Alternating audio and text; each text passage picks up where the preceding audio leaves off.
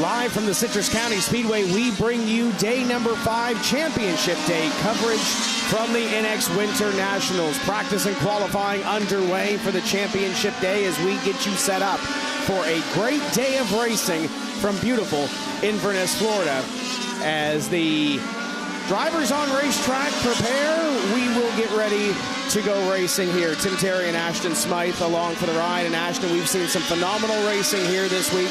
We're going to see some great racing here as we close off day number 5. Yes, we have over 175 drivers made the trip down here to Inverness, Florida. 5 days of racing, 5 national championship points, and 5 different ways for these drivers to end up in victory lane.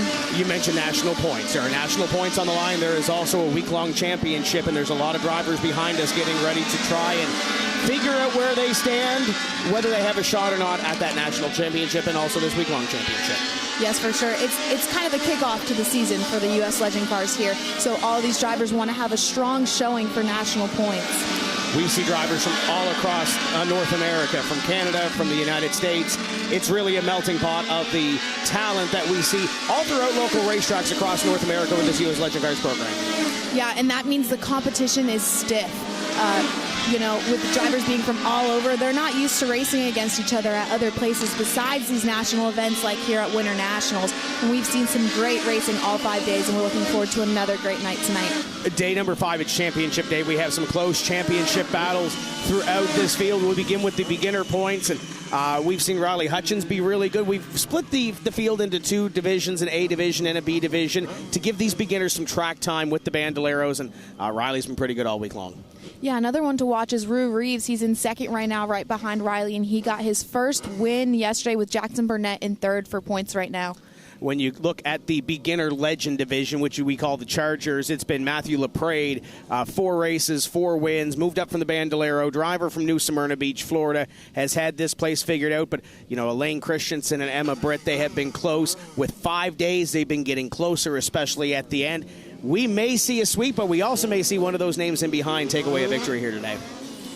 Yes, with up next, the young guys in Legend Cars, the young Lions here. Max Reeves currently leading the points, but it is still anyone's battle. Caden Tufts has had a strong showing this week and is second in points currently. And Kai Johnson there as well. Max Reeves signed a development program with Joe Gibbs Racing, so it's been a big week for him, not only on this racetrack, but off the racetrack as well. Semi-pro points are very close as well, and there's some drivers that have been strong this week. Michael Crafton is at the top. The only thing that separates Michael Crafton and Aiden Christensen, besides the number that's on the screen, is one bad race for Aiden Christensen a couple of days ago. Michael Crafton, Tennessee, Aiden Christensen, Nova Scotia. They're going to be the battle trying to figure this one out. Yeah, for sure. And up next we have the Masters and Bandits. They, you know, this is one of the points battles that we're looking at. Brexton Bush and Wyatt Coffey have been switching off all back and forth. Wyatt had a rough race yesterday, and that was able to give Brexton some more points ahead, and he's only 3 points ahead right now. It's a similar situation when we look at the pro points in just a moment, that they can swing either way. When we look at the Masters, as you said, there are some drivers that have had a good week, that have had a bad week. Scott Mosley is up top, and consistency has put that 0-0 there. Yeah, Kevin Nowak, now 2 wins on the week. We talked to him. It took him a little bit to figure out the track. He's with a new team, but 2 wins. He's been killing it today. He's been with AK Performance and lighting the lamp a couple of times, looking for one more here later on this afternoon on day number 5. And the pro points, similar to what we saw with the Bandits, back and forth. Cameron Bolin is now up top.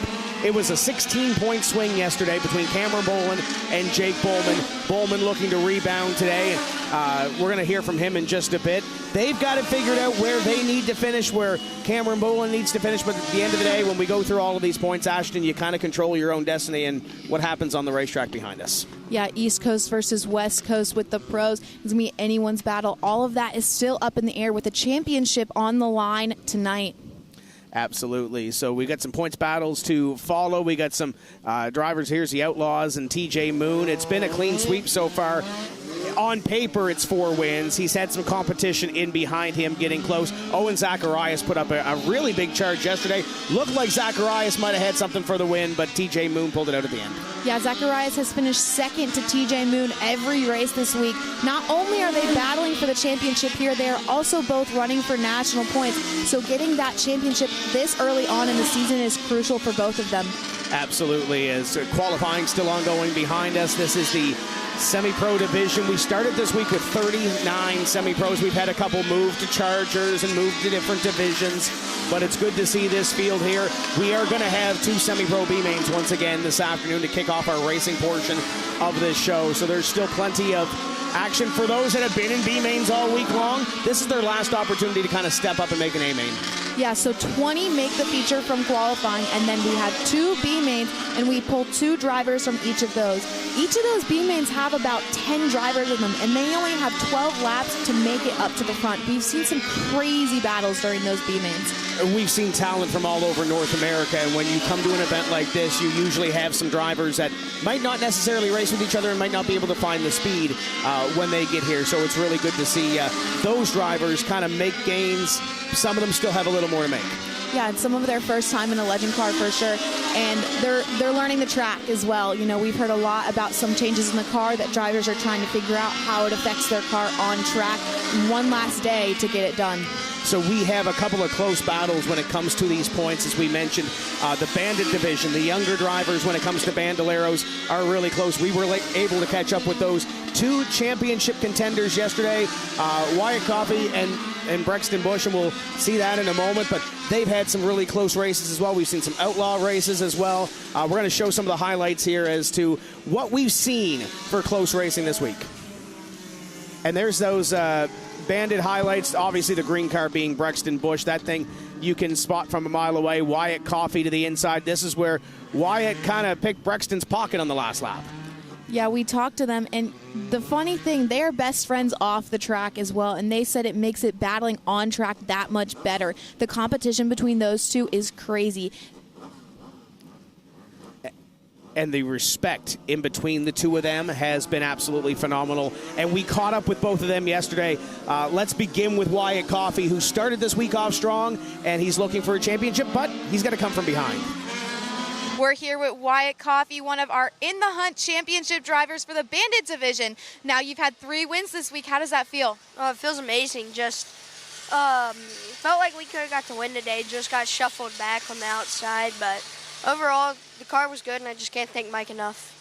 You and Brexton are really good friends off the track, but what does it feel like to race him on the track? Feels good to race him on the track. He's a really clean driver, and I just want to thank him for racing me clean. 1 day left, and the championship battle between you 2 is really close. What are you going to do tomorrow to ensure that you come out on top? Really just have to qualify good and try to stay out front. What would it mean if you got this championship? Oh, it would have mean a lot, just like last year. Just trying to keep it alive and keep the streak going. Wyatt Coffey in that number 2 car Bandits division. Brexton Bush, big win on Thursday. How big was that on day number 4? Yeah, that felt pretty big, but I'm really excited for tomorrow. You and Wyatt Coffey been back and forth all week long. What are you excited for heading into tomorrow? Can you get that 2 car one more time? Yeah, I hope so. I really hope I can win again to make it a 2 in a row for Bandit. Close battle, championship points are on the line. Are you thinking points going into this final race? No, I'm just going to keep it simple and try to just do my line and not worry at all.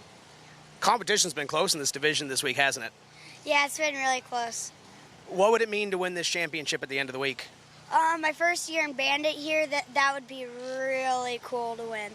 Keep your eye on the 18B as he looks forward on day number 5 of Winter Nationals.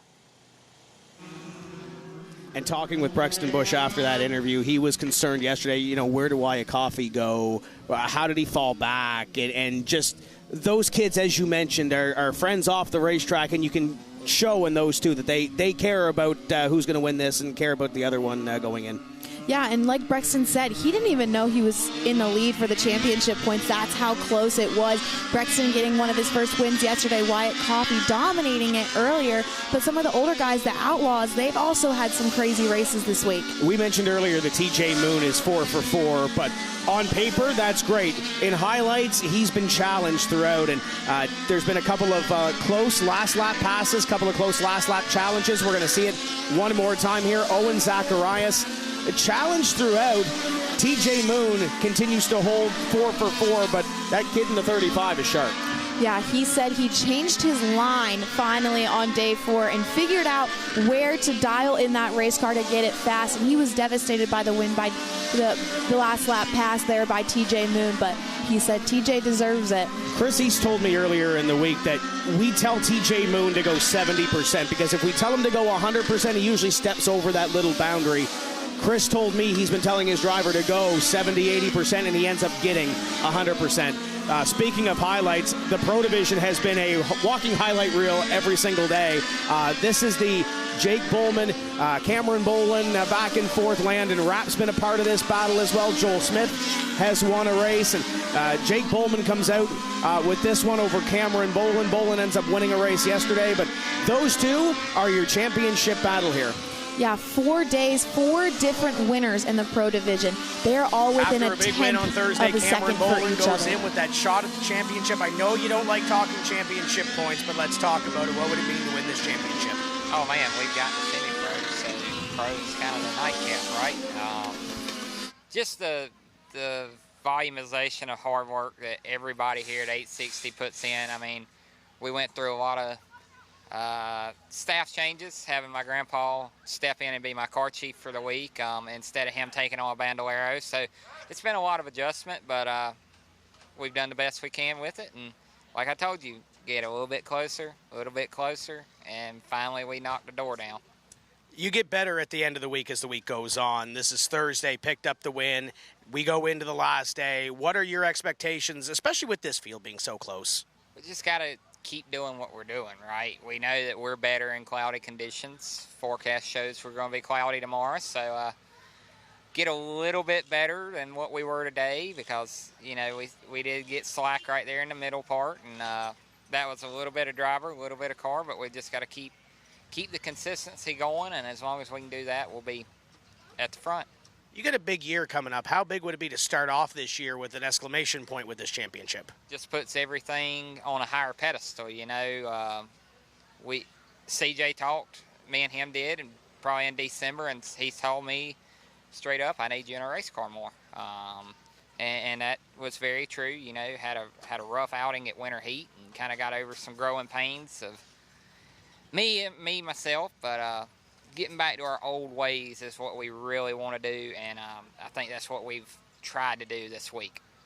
Cameron Bolin will try to top the pro field later on this afternoon on day number 5 of Winter Nationals. Here with Jake Bowman, driver of the 71 in the Pro Division. You've won 1 out of the 4 races out of a crazy week. How do you think it's gone so far for you? It's gone pretty good. I mean, we struggled a lot this week. We had some problems, but we're working through them. We got 1 win so far. There's 1 more day to go.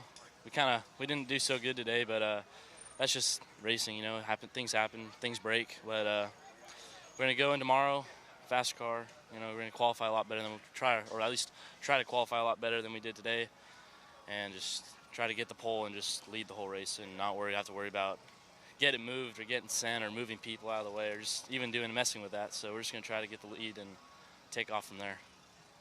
The points battle is close right now. What do you have to do tomorrow to ensure that you come out on top with a championship? Well, I need a win for sure, and I need Cameron Bolin to finish 4th or worse. So it's kind of a luck deal, but we're going to try to maybe he breaks or something. 1 more day for you.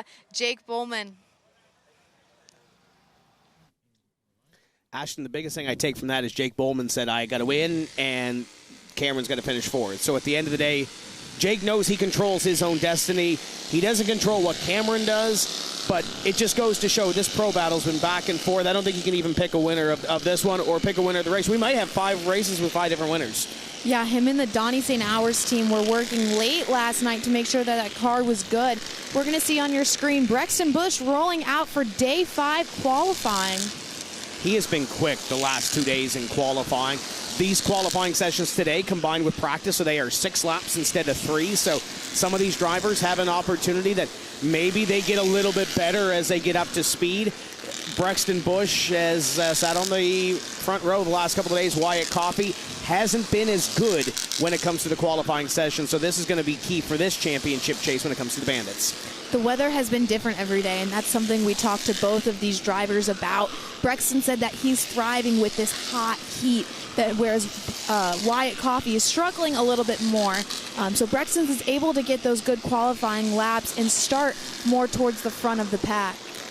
Absolutely, and Brexton won the beginner championship down here. This is the hottest day that I think we've had. There's not a whole lot of wind out here on the deck and on this racetrack.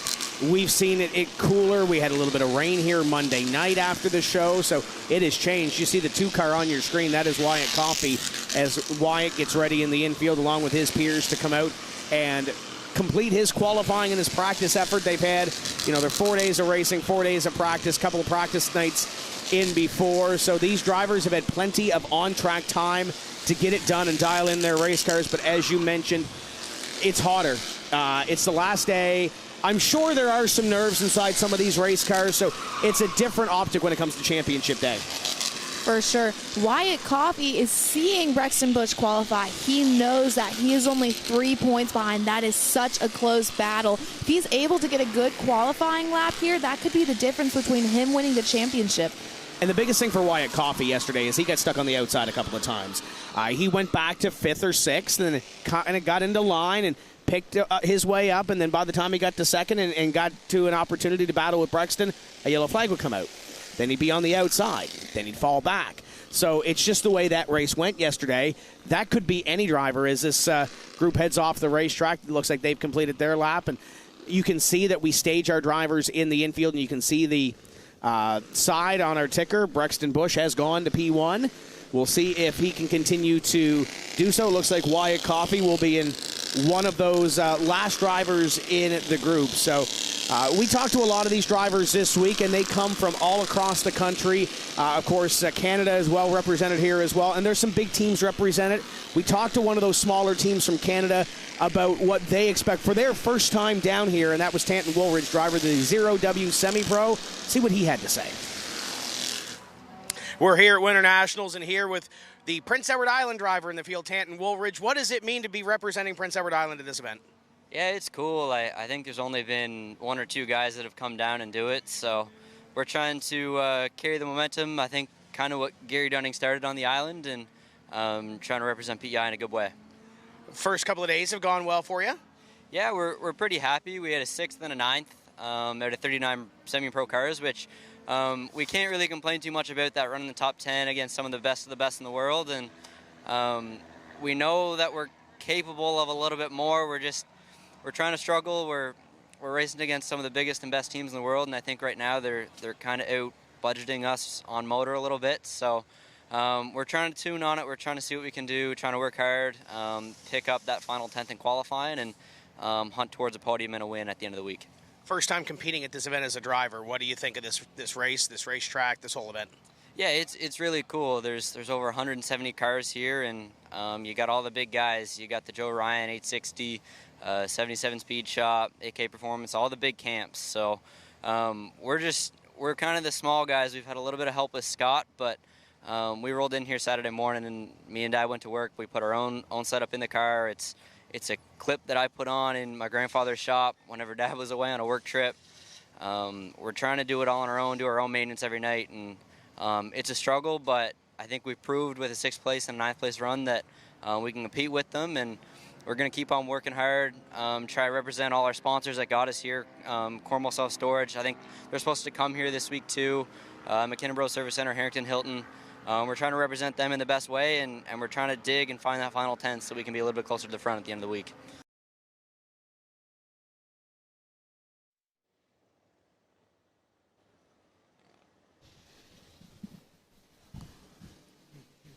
And there are the folks on the back straightaway in the pit area watching over qualifying as the final groups are getting ready to hit the racetrack for their time on the clock. And we talk about a crowd in the pit area. There's cars from all over, 170-plus teams represented here. With Tanton, one of the smaller teams, we have the AKs, the 860s, the 77 speed shops, and all those teams that they mentioned. But when they came together on Tuesday, we had a different group, and one of those was Great North Legends, right? Yeah, and one of the special things that we do each year here at Winter Nationals is we take a class picture. We get all the drivers together in their suits and take a picture, and it's something to reminisce on the event. And Tim Brockhouse has been here for a while. He used to race, is now watching his son Ayrton race, and he has all of those pictures from all the years he's been here at Winter Nationals. Let's take a look. Since 2002, we've done it. I think we skipped 1 year where we didn't do an actual photo, but I've saved every single one of them, and it's just kind of a cool thing to reminisce and go back and look at, you know, and go, oh, look at that kid, look at that kid. Yeah, now he's in NASCAR, sweet. So now it's really neat. So I've been doing this for, oh my God, 24 years, something like that. So it's a lot of pictures, but it's better than my high school reunion, right? Just to watch, you know, to see, you know, some of these kids that have developed, and, you know, and now half of them I look up to. So it's, yeah, it's really neat. I like the picture deal. We've always tried to somehow maneuver it so all our cars get together in one shot, and it never happens. It's just, it's a cluster out there sometimes, so you just, you go with the flow. On the racetrack in car number 2, and this bandit battle is going to come down to the last lap, and qualifying here, Ashton's going to be key. 6 laps of qualifying today. Practice and qualifying combined, a little bit different than what these drivers are used to. Some like that short run, whereas others need a little time to warm up to it. So we're going to see if Wyatt Coffey is able to top Brexton Bush, who's currently on top of the board. Bentley Thompson right ahead in the 22, and Thompson has had a pretty good week as well. When you have that point battle and you have those two drivers that are so strong, it kind of overshadows maybe some of the other drivers that had a really good week as Coffey moves to the inside of Thompson to try to get by and get some clean racetrack and see what they have for the final couple of laps of this group. Final group of bandits staged in behind, but Wyatt Coffey, P2 on the chart. So he definitely does have some speed, and it's a pickup from where he was yesterday. Few more laps to go in this qualifying effort. Brexton Bush, your current points leader, is still top of the board. Wyatt Coffey on track, knows he needs to beat him. Yeah, he needs to get up on the wheel and get something, but outside starting position kind of bit Wyatt Coffey. The worst thing you can do to a race car driver is give them time to think about it, and Wyatt Coffey's had a night to kind of think about what we do on the outside line as Wyatt goes to P2. So your top 2 championship contenders in front of this field. We saw yesterday Wyatt had a little bit of a rougher qualifying and got stuck on the outside. Ended up getting freight trained here at Citrus County. Something we often see, the outside can be awful to these drivers. They just get pushed back and can't get down. So now Wyatt will be starting on the outside of Brexton. It's a matter of how that start shakes out. If Brexton gets a good start and Wyatt can kind of get to the inside, we are going to see that battle that we have seen all week long. As you take a look at some of this pit area, and that is from the back straightaway. That's the main pit gate underneath us, and then you kind of take away to the right, and you see your 860 Motorsports, your Redhead Racing, your GNL, as we had Brockhouse there as well. Tim Brockhouse chatting with us a couple of moments ago, and you go throughout this pit, there are cars everywhere around the Citrus County Speedway, and that's a good problem to have. Yes, it is. And we see those big teams. We see these smaller teams. Another big one that we is a little bit special is Joe Ryan Osborne race cars. Not only do they teach their drivers how to be great on track, they also focus on the off track, how to brand yourself, how to talk to people, and things like that. It's personalities in the sport, and you caught up, I believe, with another one of those personalities earlier on this week, moving up from a Bandolero to a Legend car, and you can see Mr. Denton right in there in our shot. Cole Denton here, driver of that 46 Legend car. You moved from Bandos to Legends after having great success. What is the difference like? The Legend car has so much horsepower. Just off the corner is a huge difference from the Bandolero to the Legend car. and it's just way harder to drive, and it's a lot more fun in my opinion, just because you can hang the rear end out and slide off the corner and just put the power down. It's super fun. A huge difference though in handling, and actually the Bandolera in my opinion corners better. So the Legend car is a lot harder to drive off the corner too, and it goes way faster. So it's a lot of fun compared to the Bandolera.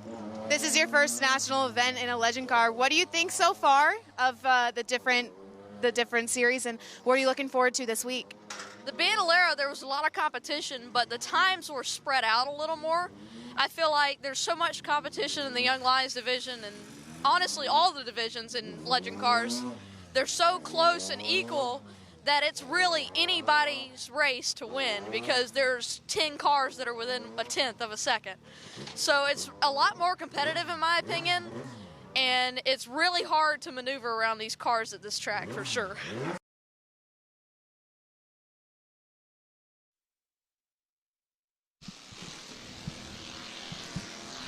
As we take a look at the pit area once again, we just passed Mr. Denton's pit, and that was talk about personalities. How about Cole Denton?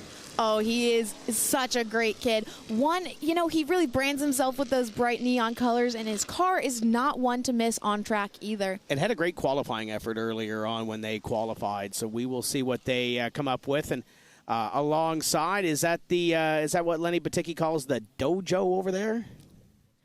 Yeah, looks like it. We've seen Keelan Harvick, another one of these Joe Ryan cars, been great this week. Kai Johnson had a great qualifying effort. All of these drivers in a super clean camp, might I add. Absolutely, and they have been strong both on the racetrack and off the racetrack as well. You talk about these drivers on social media and building personalities. Well, they all have personalities. They all have nicknames, it seems like. So we caught up with some of them to figure out what is in a nickname. My name's Fonzie from Grease. Billy Workman just gave it to me when I walked in, and I didn't know what it meant, and they told me to go watch Grease. I forgot. Because he's a ladies' man. Go Grease Lightning. Grease Lightning, you're burning down the 309. My nickname's Kitsy because my last name's Kitzmiller, and I don't know, Billy Workman just one day called me Kitsy, so I guess it just stuck. My name's Kaiman. I don't even know why I'm called that. That was my nickname since birth, so. My nickname is Jimmy, John, the Western Wild Child, Billy the Kid. I don't know. I have a million nicknames. I just go by whatever. That's when I can hear. Usually I have to have hearing aids because these guys have blown my ears out. They call me Lauren. Lauren. L-O-R-N. They can't say Lauren. They can't say Lauren. It's Lauren. My nickname is Patrick because I guess it's based off of Patrick Mahomes, and whenever somebody pushes me, I just push him back. My nickname's Cheddar Bob. The movie, is it 8 or 9 Mile? 8 Mile. He shot himself in the leg. That's about all I know. First one is Apple. Makes absolutely no sense. I don't think it's a word, but that's what they call me. The other one is Fireball. Almost like Fireball Roberts. We've got a million nicknames. They change up every other month. Jimmy, James, Jim, Jimbo, Frank. And we want to thank Joe Ryan Race Cars for that piece. Lauren and that whole crew over there do phenomenal work as the crazy old men hit the racetrack, the Masters. And Ashton, it's been an up and down week for some of our older drivers in the field. We've seen some race cars unfortunately tore up early in the week, but we've also seen some great racing as you see Kevin Rollins on the racetrack in the 93. That is a backup car for him after day number 1. Yes, day 1 was delayed because of rain, so they ended up racing twice on Tuesday here at Winter Nationals, and the first race that they had was crazy. We had lots of wrecks, lots of tension going into the rest of the week, and we've seen it on track. Doug Stevens picked up a win earlier this week. Scott Mosley as well, and then Kevin Nowak with a couple of wins in the last 2 days to kind of make this thing a little bit closer as you see the cars on the racetrack getting some laps in. Giles Martin had a rough race yesterday. I spoke with Bill Clemens a little bit earlier, who we're going to see in this session, and he's excited, ready to go, but he's also said, I've tore up 2 race cars this week. I want to come home with a good race and a good finish on this one. As you see one of the Joe Ryan race cars, Van Houten on the racetrack, had a good run going yesterday.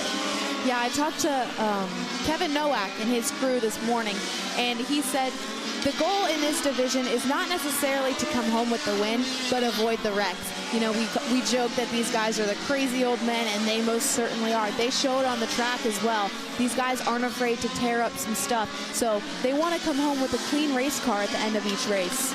You saw Mr. LJ Designs there a couple of moments ago in Lee Jordan. You see the 15 of Skinner on the racetrack as they go through corners number 3 and 4, and they will come up to the checker flag in just a moment with this group on the racetrack. First group of Masters. We still got some pros to come as well. We get to see that championship battle in that pro division come to the racetrack for qualifying as the first group of Masters sounds like they are coming to the checker flag, and they'll be headed back pit side. Second group set to come up to see what they have for the clock. Final day of racing. It's an early day, so the Masters got up and probably had their sunrise breakfast and an early night maybe to the golf course for some of these drivers out here as the second group will roll to the racetrack. It is led by Scott Mosley in the 00, Bill Clemens. We got Robbie Woodall in this group, the H2O at Darrell Buckingham, and Brandon Risley on the racetrack in the 5. You talked to Risley a couple of days ago. He's had an up and down week, but he's also here racing with his sons, right? Yes, that's what makes the Risley family super different than most. Brandon, the father, is racing in the Masters division, and both of his sons, Sterling and Preston, are also racing in the semi-pro division. Only Preston is here this week, as Sterling couldn't get away from school, but Brandon tells us it makes it a little bit of a different perspective. He's been racing legend cars for over 15 years. He's seen all the changes, but it's much different when you have your kids there too. He said it's more stressful to watch my kids run around the track than it is for me to be behind the car, even with some of the bad luck he's had this week. We saw Wild Bill on the screen there just a moment ago in the 15. Now we see Robbie Woodall in the 77 out of the 77 Speed Shop camp. Robbie was involved in that early race wreck on round number 1, day number 1 with Kevin Rollins.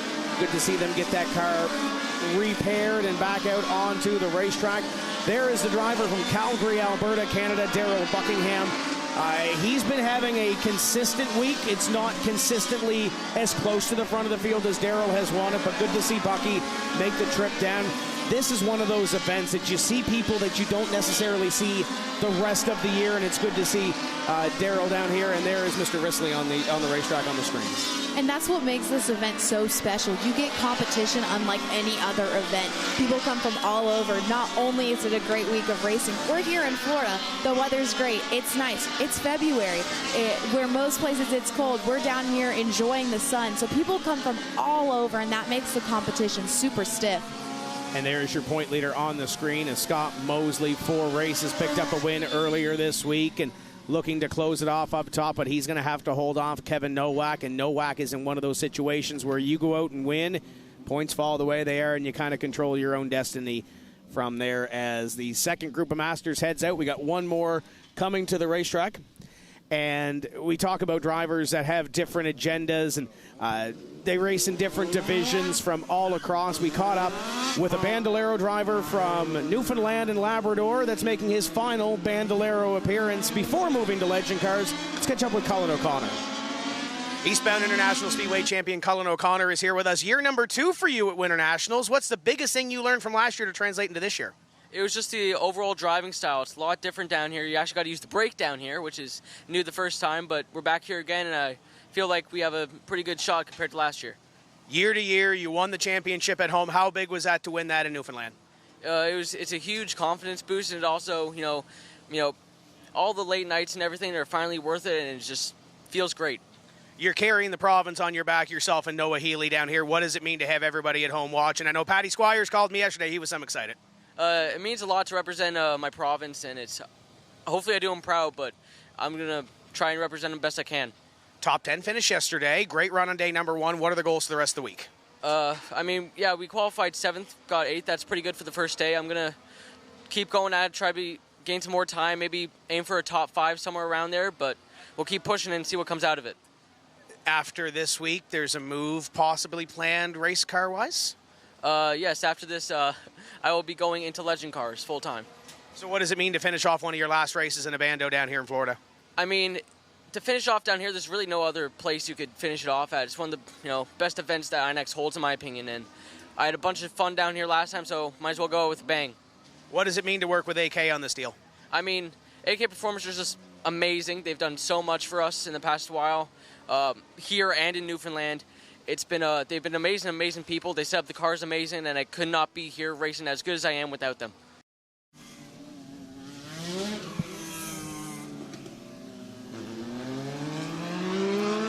Cullen O'Connor in the 33 Outlaw. We'll see him in just a few moments as Masters qualifying just wrapping up. And Ashton on the screen is that 24 car. Two-time feature winner this week. That is Kevin Nowak. All the way down here from New York. He's with a new team now. He's over with AK. He said it took him a little bit to figure out the car this week, but he's got it dialed down. You want to talk about a personality. Kevin Nowak has that certain something about him that makes everybody around him happy, puts a smile on his face, racing for Rodney Dallas as well this week. So keep your eye on that white 24 of Kevin Nowak, looking to try to go 3 in a row and wrap up this Winter Nationals on a hot streak, going into what would be his 2024 season. Obviously started it out at Charlotte Motor Speedway with winter heat and picked up all the rounds there for the Masters as the racetrack becomes a little bit more quiet behind us, and we've got 2 divisions to qualify on Championship Day. The best drivers in all the land, the Pro Division, set to come out, and then we have the Outlaw Bandoleros, the more experienced, the more age in the Bandoleros. As you take a look at the lineup area, see the 19 of Jason Mungin, and a couple of these drivers rolling out. Garrett Gumm in the 5. There's Richie Davidowitz, another one of those drivers from Long Island, working with Kevin Nowak and AK and Rodney Dallas in the pit area. As the pros will stage in the infield, and we will get ready to see who gets the first little bit of an advantage when it comes to this championship battle, whether it's Cameron Boland or Jake Bowman. And I think the biggest story besides that, as you take a look at the pro points, everybody's close. We've had 4 winners in 4 races this week. Landon Rapp and Joel Smith also have a win here, Ashton. But you look at that field, I think there's room for a 5th winner. Yeah, it is still anyone's game, and we've talked to a lot of those drivers, and they say, you can't get too comfortable at this track. One day you can qualify on pole, and the next you qualify all the way back in 8th. And with the talent that we have in this field, it's not guaranteed that you can make your way up to the front. As you look at this racetrack and get ready to see some drivers out there, we saw a driver that qualified really well yesterday on the racetrack in the 25 of Jaron Giannini. We'll look at him in just a moment. There's Mungin in the 19 MA, the driver from New England, and he's got the baby master Sean Buffington helping him in the pit area, so he's got lots of help and lots of encouragement from up home as well. There is the 25 of Jaron Giannini. When we go out to the bull ring at Las Vegas Motor Speedway, we're used to seeing Jaron run up front, pick up a couple of victories. With this pro division, everybody is so close, but he had a great qualifying effort yesterday, just now has to put it together for 25 laps. Yeah, he had a great showing yesterday, and we talked to Jake Bowman as well. Him and Jaron are very close off the track, and sometimes it's hard to separate that. Garrett Gumm there on your screen right now, currently 4th in points, hasn't had any wins this week, but has been the most consistent. Always good to see this guy down here, Richie Davidowitz in the 24. Davidowitz from Long Island, Riverhead Raceway regular, and I know he's got some fans up home cheering him on as he dives it down into turns number 1 and 2, but halfway through this group, 6 laps each these groups get, and on the racetrack now is the driver that is currently in the championship position. It's Cameron Boland. I talked to Cameron earlier, caught up with him at the drivers meeting. Kid's loose, he's ready to go. I know he's got his game face on now. He's got a big year coming up, gonna do some stuff with 860 throughout the season, with the Legends Pro Division, gonna do some car store stuff as well. He's got a big week and a big season ahead, gonna try to close it off here with a win.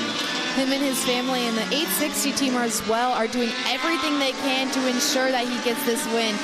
They are saying no peanuts eaten on the racetrack until after. We're going to wear all black to make sure that everything is all color coordinated to give Cameron the best chance we can.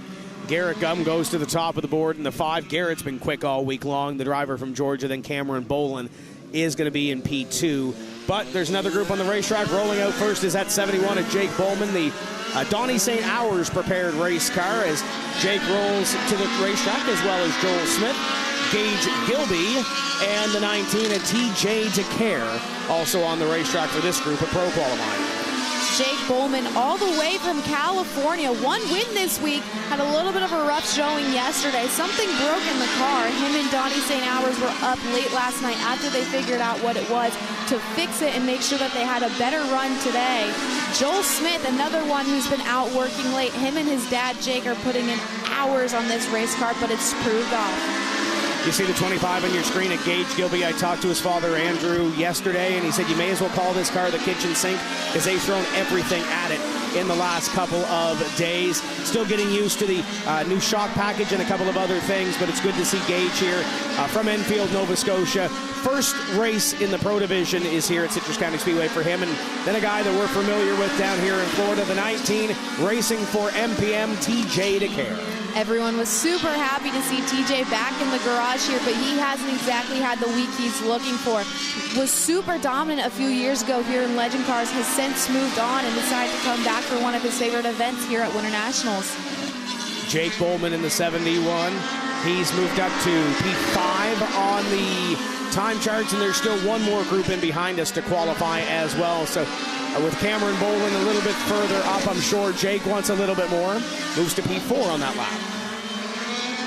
So Bowman will head down the back straightaway and will get ready to complete his qualifying effort. But Ashton, I think he'll be somewhat happy with it starting up in the front, but I know he wants a little bit more. He said even if he doesn't necessarily start on the front row, he wants to be sure that he is on the inside. That was his goal going into this.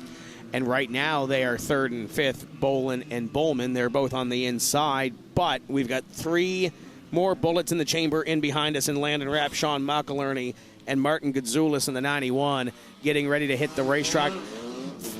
At this race, at this event, Landon Rapp has either been feast or famine. We talked to him after that win on Monday. This racetrack owes him a couple, and he's got this racetrack back on a couple as well, including that Monday win. But there's a kid that's moved up from Bandoleros into Legend Cars. He's working with 510 now, and Todd McCollum and that entire crew have that thing together. Good to see Landon Rapp running up front. The 98 is Sean McIlerney on the racetrack as well. Sean has had a couple of really good runs this week, just trying to put it together for that win. He really figured it out yesterday as he qualified in the top three. We saw him struggle a little bit earlier on, but he figured out his race car and is hoping to do the same today. Martin Goudzoulis on the racetrack as well in the 91, the driver from Kansas. One of those drivers that we see at these national events and always seems to finish near the front of the field, but this Pro Division is so tight, and we're talking a tenth or two of a second top to bottom in this field. You make one mistake, you go from the top 5 all the way back to 19. Yeah, and we saw that yesterday and throughout this week, Landon Rapp has felt that he's captured one win this week, looking for his second. But yeah, he's had rough. It's the difference. You're splitting hairs here with this division. Absolutely, as Goudzoulis comes across the line and completes that lap. Final couple of pros to finish off this qualifying session. We still have the Outlaws to come afterwards for the Bandoleros, and then that qualifying will be completed. We are a few moments away from racing here, folks. If you're watching us on Facebook, thank you for being a part of Winter Nationals from Citrus County Speedway. Head to uslegendcars.tv to see everything here this week. Look back at the vast video replay that we do have of our events, and got some big events coming up this season, so you're going to want to be with us at uslegendcars.tv. The pros have completed their qualifying. You can see the rundown on the side of your screen as we have one more division, Ashton, to come. The Outlaws as 4th and 6th for our 2 championship contenders. What did you say about wanting to start on the inside? That's not an inside number. Yeah, both of those drivers really wanted to start on the inside of this racetrack. Didn't matter where in the field, just starting on the inside. You know, we talked about it a little bit earlier with the banking here at Citrus County. If you get stuck on the outside, sometimes getting down can be a really difficult task. Here are your Outlaw points, and we mentioned them earlier. It's on paper, we can talk about a clean sweep. TJ Moon, 4 races, 4 wins. Redhead Racing has that car well prepared, but he's been challenged throughout. Owen Zacharias right in behind. Bryson Nichols has really come into his own in these last couple of races as well. And You look down through, good to see Cullen O'Connor up there battling for a top 5 spot at the end of this one. And there's some names that Carson Cobble didn't have the Winter Nationals last year that he wanted. Good to see that name in the top 10. Yeah, all of these drivers are also super talented. We've seen that top 4 kind of shuffle around a little bit. You know, TJ Moon didn't have great qualifying effort yesterday. Zacharias led a good chunk of the race and had the right opportunity to make the pass for the 4th win. And some of those names, this is going to be the future of what we see for legend cars out here on the racetrack and future of our sport in general, as Carson Sherman is on the racetrack in car number 9, Ali Johnson, Owen Zacharias, Millette in the 7, and O'Connor in the 33 are the first 5 to take time in this outlaw session. This is the final group to qualify before we go racing on championship day on day number 5 as Carson Sherman comes across the racetrack and is on the clock. That number 9 car has been quick. It's been in a couple of positions where the luck hasn't exactly played out, but we'll see what they have to close off day number 5 with all of these drivers here. Ashton, you kind of want to finish this one on a high note.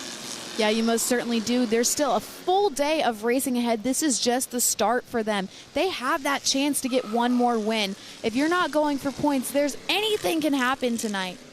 We have a yellow flag out on the speedway, and there is the Ali Johnson 75 going around. They've had a rough week trying to get that thing dialed in, but one more day to try to get it done for the driver of the 75. So the final group of outlaws, and look who we have found in the infield. That is Tech Inspector of the Year, John Kelly. Now, we joke a lot about John. John's a good sport. Got the Tech Inspector of the Year award, but he does a lot of hard work around here, Ashton. He's got the blower attached to the four-wheeler half the time. You kind of see it beside him right now, but he does a lot of work around here on the racetrack and also in the pit area and behind the scenes. He most certainly does, and look at him. He looks like an astronaut. We've been joking about that all week. Mr. Spaceman himself. You know, we had the opportunity this week to kind of take a day in his life. We strapped a camera on him just to see how much work Mr. John Kelly actually does.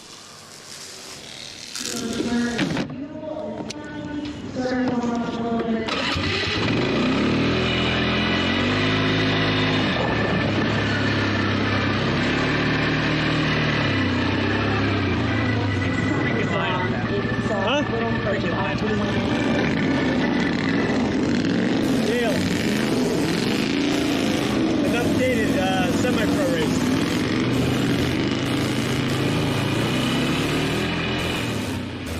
Inside of Cannon, they are battling, getting a little sideways there coming out, but here comes Rue Reeves as Riley Hutchins pulls away. Oh, they get into it. Reeves and Cannon spinning, at least no contact with the wall, but on top of a few of those Zeus fasteners holding the front end of Cannon's car. And Corbin didn't seem very happy.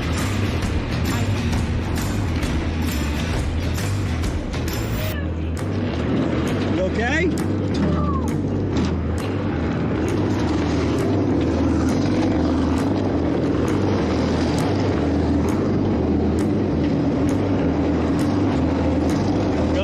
Go.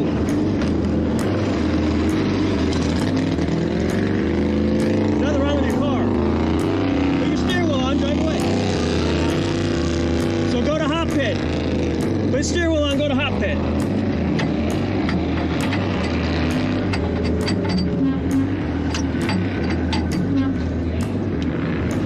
Yes, we're good. Stand by.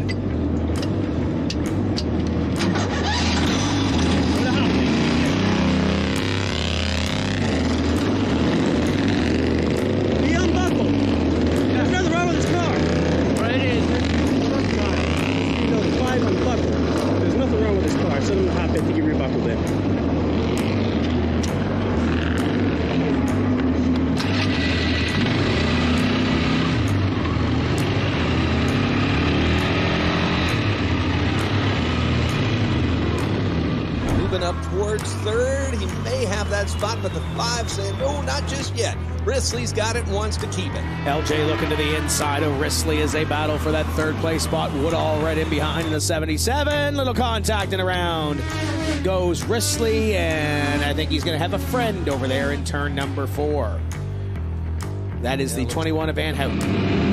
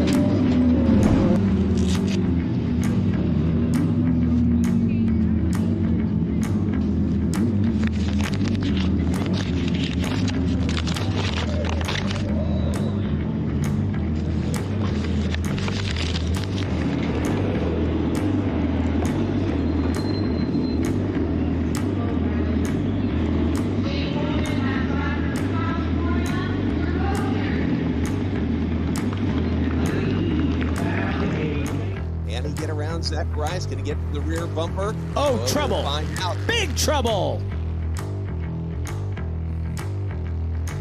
That's the 9 of Sherman, the 7 of Millette, the 87 of Mazzagatti, and the 2 of Byerly.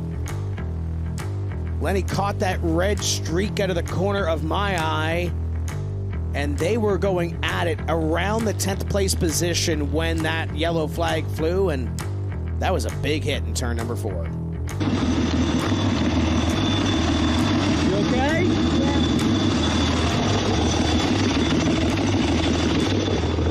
Yes. You might be able to drive away. Try and drive that way. Try and drive.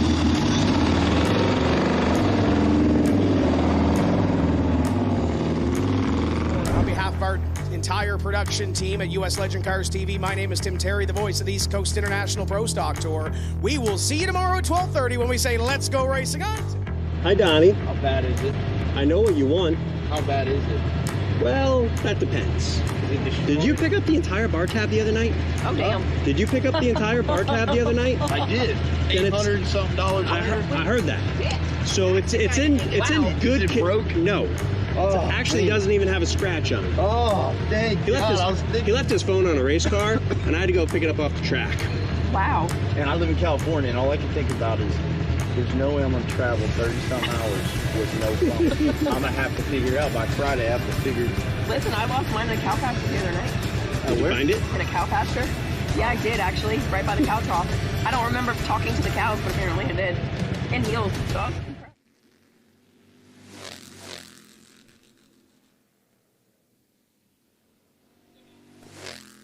And to confirm, that was John Kelly's phone, not Donnie's phone. You know, it wouldn't be the first time Donnie lost his phone. And I wouldn't surprise me if John Kelly has lost his phone more than once as well. You know, they always have a good time when they're together, so... These events are good times. These drivers, these teams, these officials are all business at the racetrack when we get here.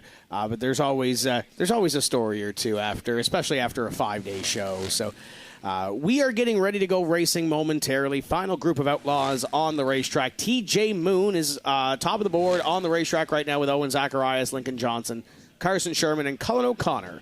Your top 5 is just a group left. We got one around in turn number 4. That will draw the caution. That will slow us down. And we talked about the personalities of this sport, and they all have somebody that they look up to. So we asked some of these drivers, hey, who's your favorite driver?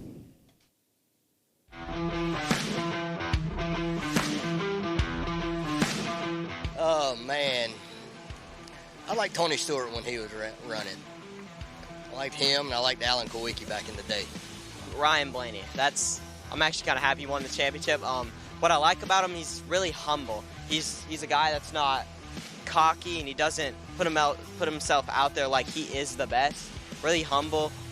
When he wins, he takes care of his equipment and everything. I just like his humble attitude. Yeah, I'd probably say Steven Brucker. He's pretty good.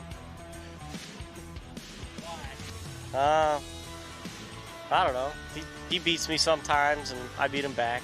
But it's good competition, back and forth. Probably Jaron Giannini. I used to not like him for a couple years. He ran me over for no reason whatsoever my first mod race. So, like, I just make it a point every time I beat him, just, like, you know. But, nah, Jerry's cool. I like Jerry a lot, so. All time, Kyle Busch, definitely. I started liking him because he had M&Ms on his car, but he's just a really good race car driver. He's got that fire, competitive, just like I see him myself. And he's going to do whatever he's got to do to win. That's about the same as I am. Besides NASCAR drivers and going into more of like here, I feel like all my teammates, they inspire me, and watching them grow and learn has really been probably one of my favorite racers has to be them. My favorite race car drivers are probably Ron Hornaday or Kevin Harvick. Just their mentality and the way that they drive. I just love it and admire them. It would definitely have to be my best friend Matt back up at home, since he's been my biggest inspiration for when I've had the hardest days. He's always done whatever he could to calm me back down. And probably Kyle Larson, because he switches from dirt to asphalt, and he's really good at it. And I like dirt, so I want to do both. Probably my dad, because he teaches me a lot. Yeah, he just helps me a lot with my attitude and just driving in general. I would have to say Christopher Bell, because he's just such a straight-up guy. He's young. He went through all the series that I'm trying to look for on the dirt side of race dirt. He came through dirt. He's just a nice dude, bet him IRL, and I just like him. My car here is the same color as Dale Earnhardt's for most of the part, so if I can just recreate his success, I'd be pretty happy.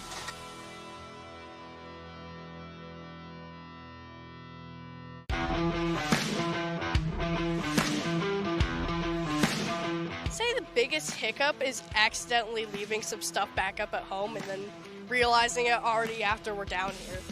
Definitely be that. I haven't had one yet, so hopefully we keep it that way the rest of the week. So, I never did a truck stop shower, till a couple days ago. And Peyton Sack's like, oh, you got to try it. It's the greatest thing ever. And I'm like, I did two of them. I don't know if it's for me. So, that was probably the biggest hiccup for me. Everything else is fine. It's just kind of sit in the couch. Every now and then they let me drive. I act like I'm a trucker, and we go down the road.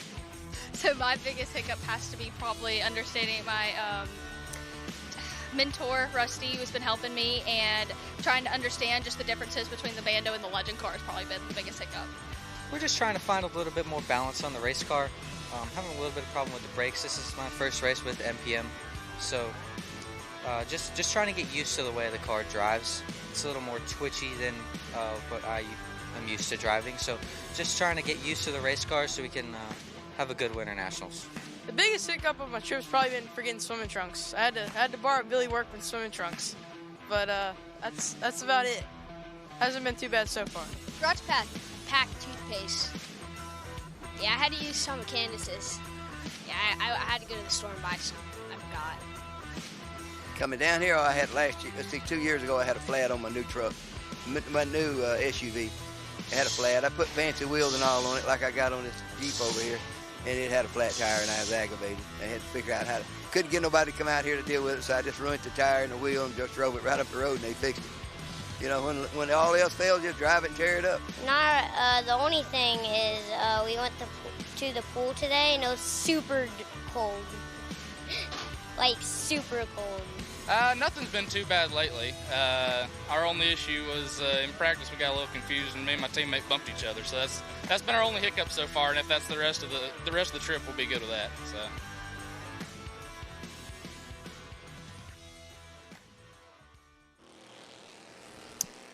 And Bubbles Bronson has thrown the checkered flag on qualifying, and that will conclude our pre-race show as the folks in the pit area head back to their cars, talk to their drivers, see where their favorite driver is running, and get ready for racing on a championship day. TJ Moon, Owen Zacharias, Addison, a great run for Addison Martinez. How about that in the 13 for Redhead Racing? Lincoln Johnson and Bryson Nichols, your top 5. Ashton, final thoughts before we head racing? Today was a little bit of a different format for these drivers, so they had more time to figure out the track, and some of them took advantage of that one last day, one last chance for them to end up in victory lane. It's going to be a great day of racing. That's going to do it for our pre-race show for day number 5, championship day for Winter Nationals at Citrus County Speedway. If you're watching us on Facebook, thank you for joining us. Head to uslegendcars.tv to see all the racing action. We're Green Flag Racing momentarily. Thank you for watching our pre-race show.